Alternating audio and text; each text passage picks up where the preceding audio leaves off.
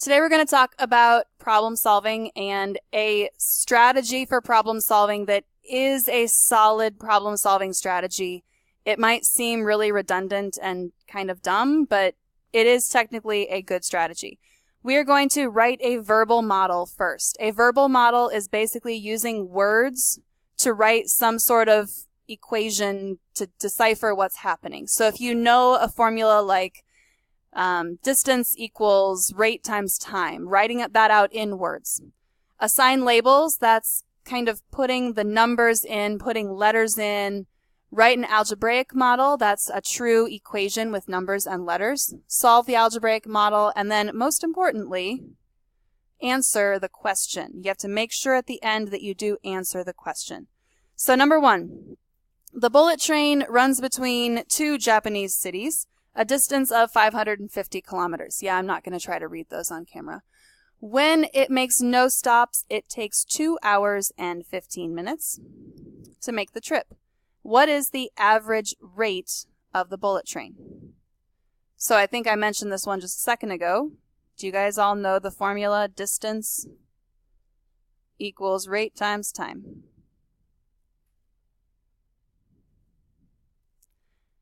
They are asking us, what is the average rate of the bullet train? So that's the thing that we don't know. That's what we need to assign a variable to.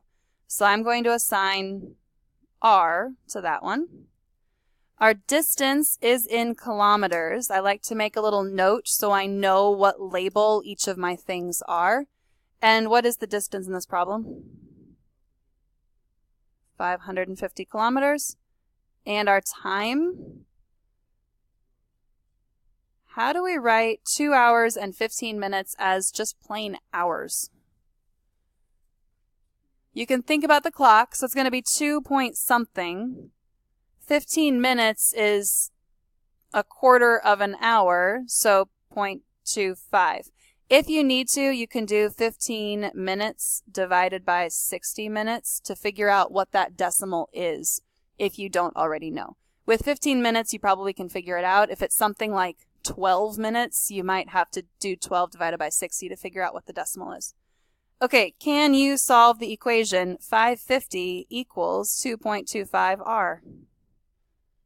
Are you sure? What is the answer here? Because I have forgotten.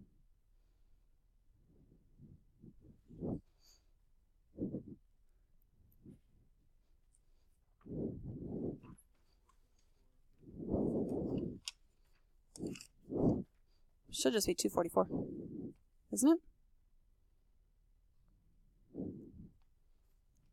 I don't know.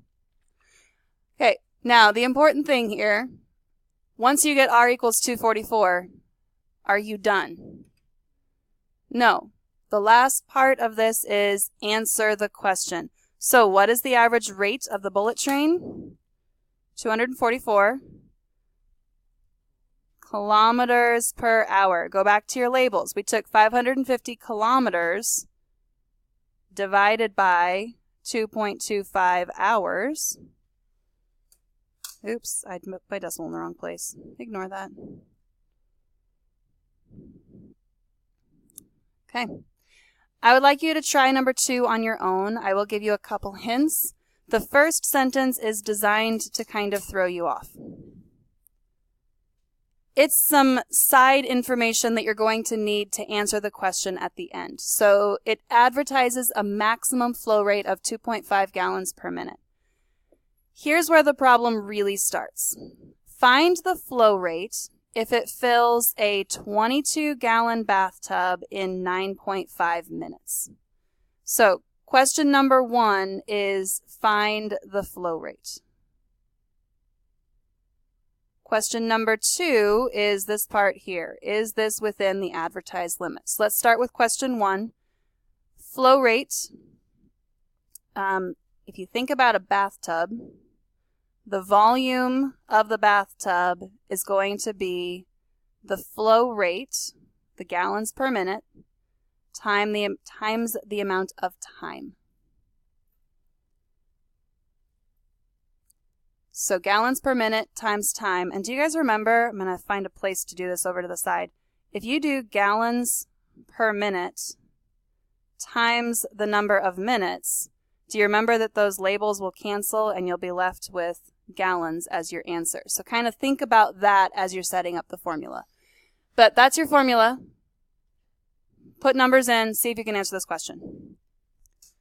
So the volume of the tub is 22 gallons. The time is 9.5 minutes. And this is gallons, and this is minutes. The flow rate is what we're trying to find, so that's our variable. Solve the equation, we get R equals 2.32. So we did gallons divided by minutes. So our flow rate is 2.32 gallons per minute. So question number 1, find the flow rate, 2.32 gallons per minute. Question number 2, is this within the advertised limits? The advertised limit was 2.5 gallons per minute. So is it within that limit? Yes. On the next page, we're going to do number 4 before we do number 3, because number 4 is actually a little bit simpler than number 3. Technically, we could solve this using systems of equations, but we haven't really gotten there yet. So I'm going to walk you through this step by step, and I think once you see this once or twice, you'll be able to start doing this on your own. So on a weekend trip, you averaged 35 miles per hour in the city and 60 miles per hour on the highway. If the 150-mile trip took 3 hours, how much of the time were you driving in the city? They want to know how much of the time we were driving in the city. So amount of time driving in the city, that's going to be our X. But this is kind of convoluted. So here's how the verbal model works. Our total miles, and I'm going to write this nice and big and kind of spread out so we can really get all of our information in there. Total miles are going to be our city miles plus our highway miles.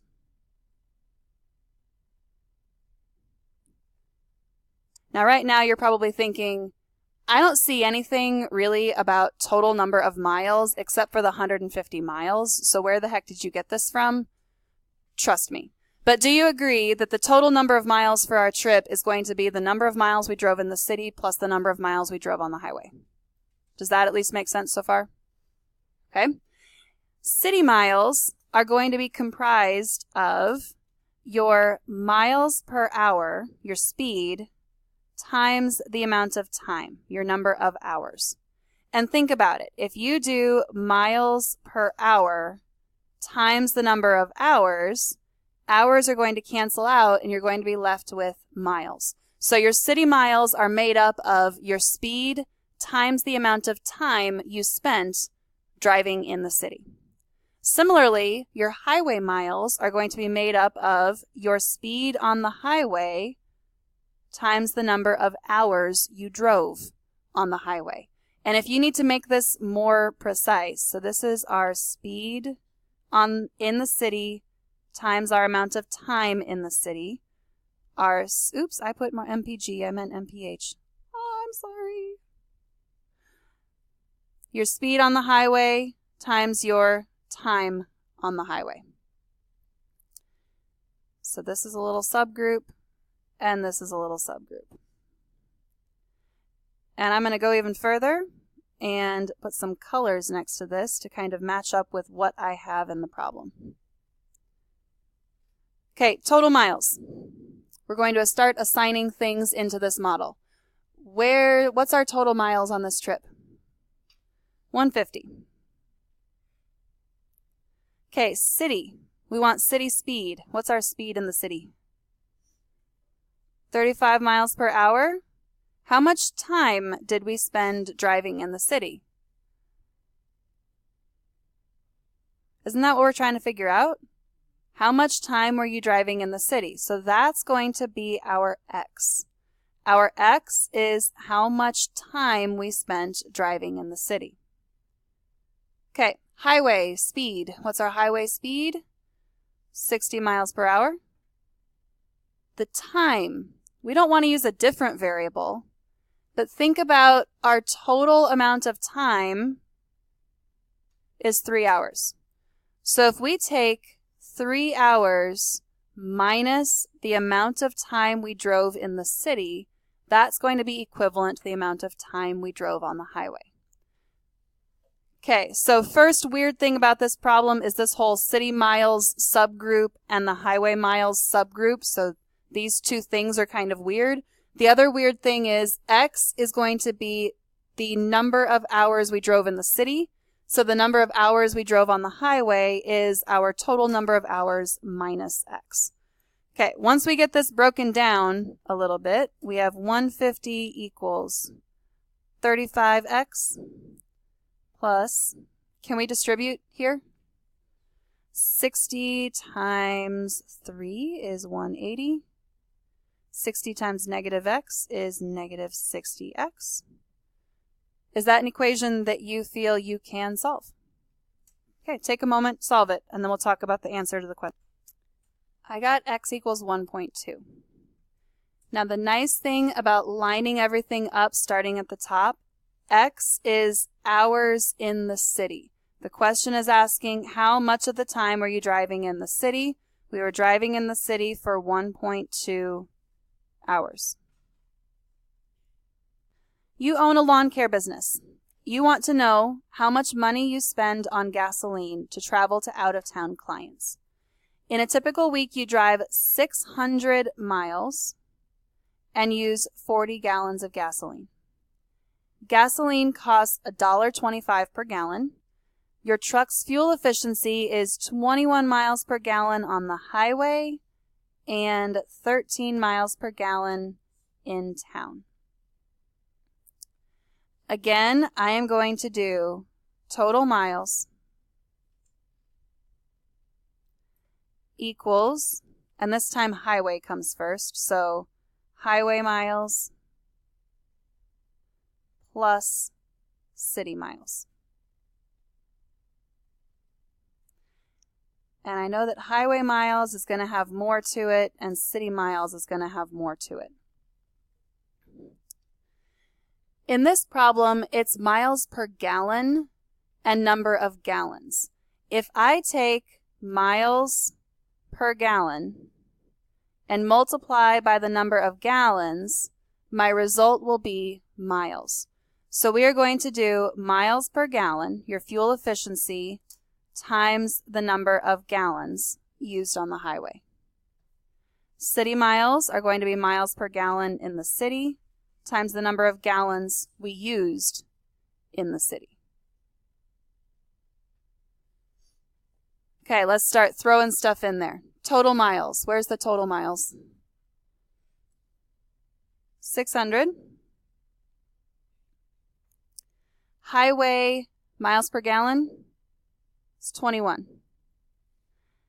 The number of gallons we used on the highway. This problem is definitely more convoluted than the last one we did because ultimately they're asking us how much money we spent on gasoline. In order to figure out how much money we spent on gasoline, we need to know how many gallons we used. So X is going to be the number of highway gallons. Our city MPG is 13 miles per gallon. How many gallons did we use total in this problem? So 40 minus X. Take a moment, solve that equation, and then we'll talk about what that answer means. I got X equals 10. If we go back to our verbal model, X is the number of gallons that we used on the highway. We want to know how much money we spent on gasoline to travel to out-of-town clients. That'd be highway miles, highway gallons. And gas is $1.25 a gallon. So ultimately, to get our answer, we need to take this 10 gallons times $1.25 per gallon. And that will give us our final answer. So our final answer is $12.50. So our highway gallons times the cost ends up giving us $12.50 for highway miles.